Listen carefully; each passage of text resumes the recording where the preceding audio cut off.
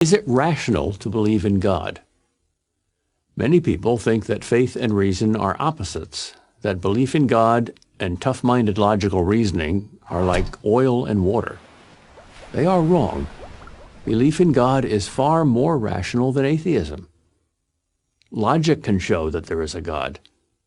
If you look at the universe with common sense and an open mind, you'll find that it's full of God's fingerprints. A good place to start is with an argument by Thomas Aquinas, the great 13th century philosopher and theologian.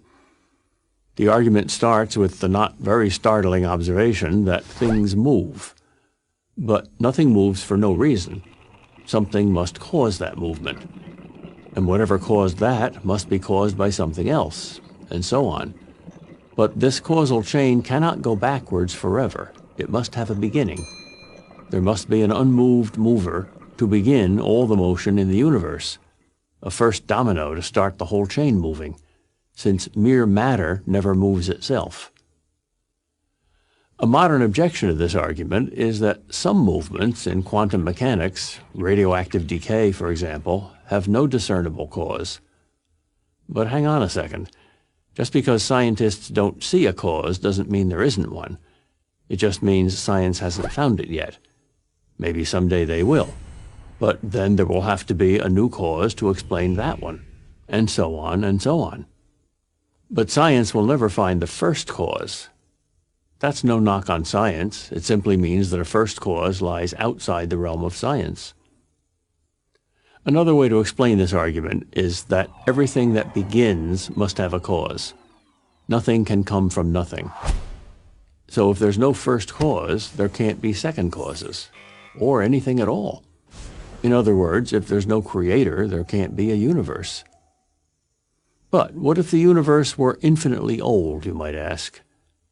Well, all scientists today agree that the universe is not infinitely old, that it had a beginning in the Big Bang.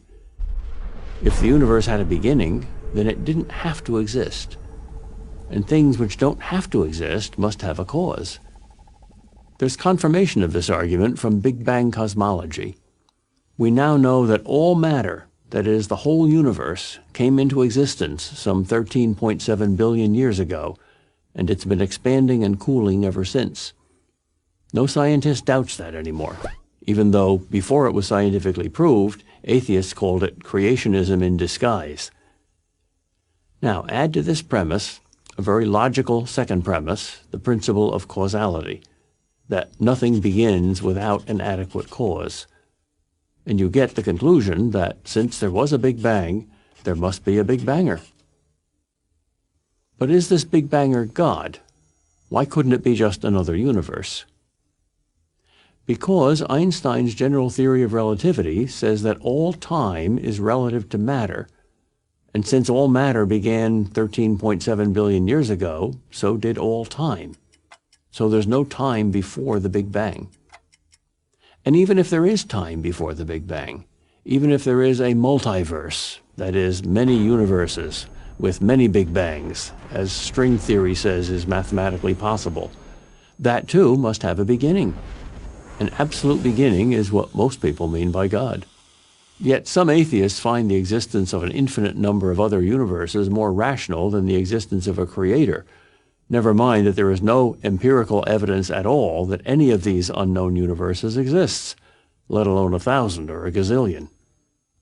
The conclusion that God exists doesn't require faith. Atheism requires faith. It takes faith to believe in everything coming from nothing. It takes only reason to believe in everything coming from God. I'm Peter Kreeft, professor of philosophy at Boston College for Prager University.